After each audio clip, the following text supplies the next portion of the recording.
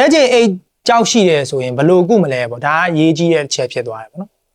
ဒီမှာလက္ခဏာမပြဘူးနောက်အန်နီယယ်ရှိတဲ့အချက်တွေရှိတယ်အန်နီယယ်ဆိုတာတော့သဲကြေအိတ်ကင်ဆာတို့တခြားကင်ဆာပြောင်းသွားမဲ့အနေထားတို့စိုးရိမ်ရတဲ့လက္ခဏာအချက်လက်တွေပေါ့မရှိဘူးလက္ခဏာလည်းမပြဘူးဆိုရင်သဲကြေအိတ်ကြောက်ကိုစောင့်ကြည့်ရုံထားလို့ရတယ်ဆက်ပြီးဆွေးနွေးမှာတော့ခုနလက္ခဏာတွေဆွေးနွေးပြီးတော့ဘလို့စစ်ဆေးမလဲပေါ့သဲကြေအိတ်ကြောက်ရှိပြီဆိုရင်ဒီတိုင်းပဲထားလိုက်ရမလားဘလို့ဆက်စစ်ဆေးမလဲပေါ့တချို့ကကြတော့လက္ခဏာတွေပြလို့သဲကြေအိတ်ကြောက်ရဲ့လက္ခဏာတွေလို့ယူဆရမယ်လက္ခဏာလေးတွေပြလို့လာစစ်တာရှိတယ်တချို့ကတော့အကြောင်းမျိုးကြောင့် ultrasound တွေပါရိုက်ရင်သာ CT ရိုက်ရင်သာသဲကြေအိတ်ထဲမှာကြောက်ရှိတာကိုသွားတွေ့လက္ခဏာကတော့မပြဘူးဆိုတဲ့လူတွေလည်းရှိနော်အဲ့လိုမျိုးတွေ့ခဲ့ပြီဆိုဘာဆက်လုပ်မလဲပေါ့နော်အဲ့ဒီတော့ဒါအန်နီရဖြစ်နိုင်တဲ့တခြားအချက်တွေရှိနေမလားဆိုတော့ယောဂရာဇဝင်လေးတခြားမေးကြည့်ရမယ်အရင်ကအောင်ဘူးတာရှိသလားပေါ့ဝါဘူးတာရှိသလားပေါ့နော်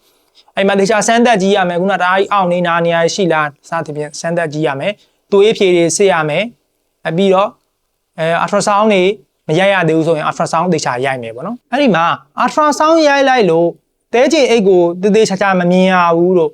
သဲကြေအိတ်ကြောက်ရှိသလိုဒါမှမဟုတ်မသေးကြဘူးဆိုတော့အချက်ကလေးတွေတွေ့လာရင်ဒါမှမဟုတ်သဲကြေပြုံထဲမှာကြောက်ရှိနေသလားဆိုတဲ့တန်တရားဖြစ်စရာတွေတွေ့လာရင်နောက်အသေးတွင်းသဲကြေပြုံနေထဲမှာရောကြောက်ရှိနေသလားဆိုတဲ့တန်တရားဖြစ်စရာတွေရှိလာရင်နော်ကြောက်ပိတ်ဆို့မှုတွေရှိရလို့တန်တရားဖြစ်လာရင်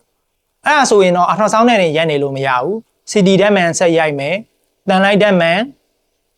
MRI သို့မဟုတ် MRCP တွဲရိုက်မယ်ဒီလိုတွေဆက်ရိုက်ရအဲ့ဒါဟိုမှသေးချာမပြောနိုင်သေးဘူးမသေးကြသေးဘူးကြောက်ကသေးလွန်းနေမတွေ့သေးဘူးဆိုရင်တော့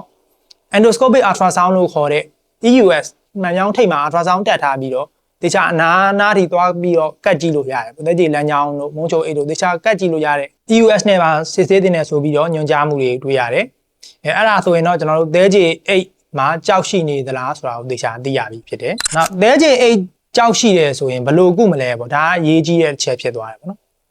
ဒီမှာလက္ခဏာမပြဘူးနောက်အန်နီယယ်ရှိတဲ့အချက်တွေရှိတယ်အန်နီယယ်ဆိုတာတော့သဲကြေအိတ်ကင်ဆာတို့တခြားကင်ဆာပြောင်းသွားမဲ့အနေထားတို့စိုးရိမ်ရတဲ့လက္ခဏာတွေ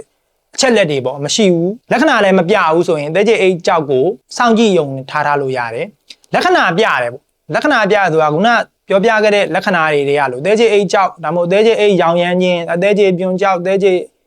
ပြုံရောင်ရမ်းခြင်းဆိုတဲ့လက္ခဏာတွေပေါ့နော်ဒီမှာတော့သဲကြေအိတ်ကြောက်ကိုအရင်ဦးစားပေးပြောမှဖြစ်တယ်သဲကြေအိတ်ကြောက်နဲ့သဲကြေအိတ်ရောင်တဲ့လက္ခဏာတွေဖြစ်ရှိတယ်ဆိုရင်တော့အဲ့ဒီမှာသဲကြေအိတ်ပါရောင်နေသလားဆိုတာနဲ့စလိုက်သဲကြေအိတ်ပါကူရောင်နေတယ်ဆိုရင်တော့အဲ့မှာလိုအပ်တဲ့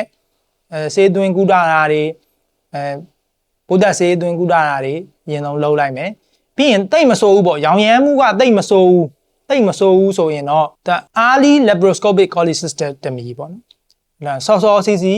သဲကြေအိတ်ထဲကကြောက်ကိုရောင်နေတဲ့သဲကြေအိတ်ကိုရောဘိုင်းမှာအပေါက်သေးသေးဖောက်တဲ့ခွဲစိတ်နီးနဲ့ laparoscopic cholecystectomy နီးနဲ့ဖယ်ရှားလိုက်ဖို့အကြံပြုတယ်တချို့လူနာတွေမှာတော့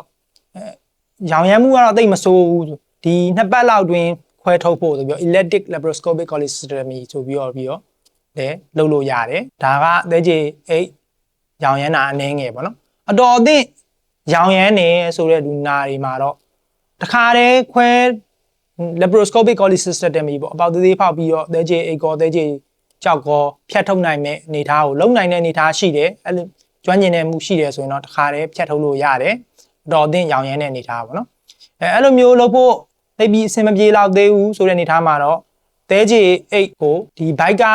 နေတဆင့်ဖောက်ပြီးတော့သဲကြေအိတ်ထဲကရောင်ရမ်းနေတဲ့ဟာတွေကိုစီစဉ်သွားအောင်လုပ်ပေးလို့ရတယ်တချို့နေရာတွေမှာ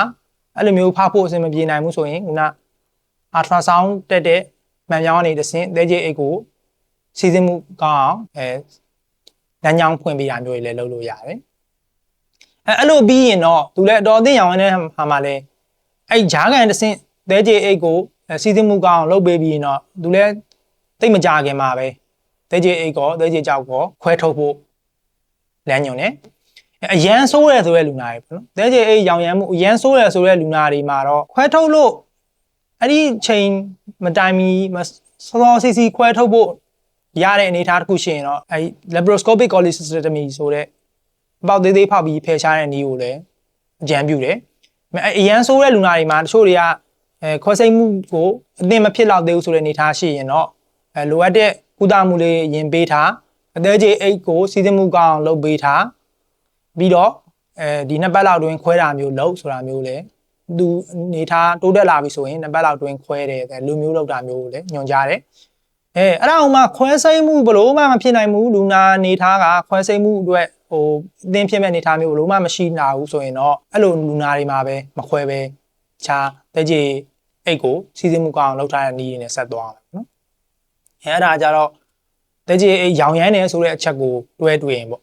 တဲကြီးအိတ်တော့မရောင်ဘူးဆိုရင်လည်းဘာလုပ်မလဲတဲကြီးအိတ်ကြောင့်လက္ခဏာပြတယ်တဲကြီးအိတ်တော့မရောင်ဘူးဆိုရင်လည်းသူလည်းချိန်တစ်ခုကိုသတ်မှတ်ပြီးတော့ခွဲထုတ်ဖို့ပဲညွှန်ကြားပါတယ်ဟုတ်ပြီအဲ့ဒီမှာလက္ခဏာမပြရင်ရောခွဲထုတ်တင်လားပေါ့ဒါအရေးကြီးတဲ့အချက်ဖြစ်သွားတယ်တဲကြီးအိတ်ကြောင့်ကိုလက္ခဏာမပြပေမဲ့လည်းခွဲထုတ်တဲ့လူနာအုပ်စုတွေရှိတယ်။ထို့သဖြင့်သဲကြေအိတ်ကင်ဆာဖြစ်နေမှာဆိုလို့သဲကြေအိတ်ကင်ဆာဖြစ်ပြောင်းလဲမှုကိုဖြစ်နိုင်ခြေများလို့ဆိုတဲ့အနေအထားတွေဖြစ်တယ်။နောက်ဆိုရင်တော့ကြောက်က3 cm ထက်ကြီးနေတယ်ပေါ့နော်။အဲ့ဒါဆိုရင်လက္ခဏာမပြပေမဲ့လည်းခွဲမယ်ဆိုခွဲထုတ်ဖို့အတွက်အသင့်တော်တဲ့အနေအထားတစ်ခုဖြစ်တယ်။ဒါမှမဟုတ်လေသဲကြေအဲ့ရဲ့နံရံမှာအတဘိုးလုံးပေါ့ polyps လို့ခေါ်တဲ့အတဘိုးလုံးက10 mm ပေါ့ဒီအပြင်1 cm ထဲကျော်လာအောင်ကြီးနေတယ်ဆိုရင်လည်းဒါခွဲထုတ်တဲ့အနေအထားတစ်ခုဖြစ်တယ်နောက်တစ်ခုက porcelain gallbladder လို့ခေါ်တယ်တဲချေအိတ်ရဲ့နံရံတွေမှာထုံးဓာတ်တွေကယ်လ်ဆီယမ်ထုံးဓာတ်တွေစုပုံမှုကြောင့်ဒါမှကြက်ဥခွန်လိုမျိုးပေါ့နော်အဲ့မှာဘေးအခွန်လေးကဒါမဲ့ရိုက်ကြည့်ရင်ဖြစ်စေအလ်တရာဆောင်းရိုက်ကြည့်ရင်ဖြစ်စေအဲ့ဒီမှာထုံးဓာတ်တွေအများကြီးနဲ့အကျဥခွန်လိုမျိုးပုံစံမျိုးလေးကိုဖြစ်လာတယ်ပေါ့နော်အဲ့လိုနေထားလေးတွေ့နေတယ်ဆိုရင်တော့သူလည်းအန်ရရှိနိုင်တဲ့နေထားဆိုပြီးသတ်မှတ်ပြီးတော့ခွဲဖို့ကိုညွှန်ကြားကြတယ်နောက်ပိုင်းတွေးရှိချက်တွေရတော့တေချာစောင့်ကြည့်နေမယ်ဆိုရင်လည်းရနိုင်တယ်ဆိုတော့လမ်းညွှန်ချက်တွေတော့ထပ်တွေ့ရတယ်ဒါပေမဲ့များသောအားဖြင့်တော့ဒီလိုမျိုး porcelain gallbladder လိုမျိုးတွေ့ရင်တော့ခွဲထုတ်တာလည်းလုပ်တဲ့အနေထားတစ်ခုဖြစ်တယ်နောက်တစ်ခုတဲချေအိတ်နံရံနေအရန်ထူနေရင်ပေါ့အရန်ထူနေရင်လည်းဒါမကြာခဏရောင်ရမ်းမှုကြောင့်လည်းဖြစ်ရင်ဖြစ်မယ်နောက်တဲချေအိတ်ကင်ဆာကိုပြောင်းနိုင်တဲ့ဟာကိုစိတ်မချမဲ့အနေထားမျိုးလည်းဖြစ်ရင်ဖြစ်မယ်ပေါ့နော်နံရံနေအားထူနေတယ်ဆိုရင်လည်းလက္ခဏာမပြပေမဲ့ခွဲထုတ်တဲ့အထဲမှာတစ်ချက်ပါတယ်နောက်တစ်ခုကတဲချေအိတ်ကကြောက်တွေနဲ့ပြည့်လက္ခဏာတော့မပြသေးဘူးပေါ့နော်ဒီလိုလူနာတွေဆိုလဲခွဲမဲ့ဆိုခွဲထုတ်တဲ့အုပ်စုတွေကိုပါတယ်နော်ဒီ slide လေးမှာတော့ဒီအချက်တွေကတော့တဲကြေအိတ်ကြောက်ရှိတယ်လက္ခဏာတော့မပြဘူးဒါပေမဲ့ခွဲထုတ်သင့်တယ်ဆိုတဲ့လူတွေကိုဆွေးနွေးသွားတာဖြစ်ပါတယ်ဒီဟာကဘယ် guideline ကနေမှီညမ်းထားလဲဆိုတော့ဒီ Japanese guideline ပေါ့2023ခုနှစ်မှာထုတ်ပြန်ခဲ့တဲ့ Japanese guideline ပေါ့ကမ္ဘာရဲ့ခွဲစိတ်ပညာဖွဲ့စည်းတွေပေါ့နော်surgical guideline တွေကလည်းဒီခွဲသင့်တဲ့လူနာတွေကိုဒီလိုအချက်တွေနဲ့ပဲပြန်ပြီးတော့ဆွေးနွေးထားတာတွေကိုတွေ့ရပါတယ်ဒီတော့ဒီ2023 Japan guideline ကတော့ဒီလိုမျိုးလေးအတိအကျဖော်ပြထားတာလေးတွေ့ရ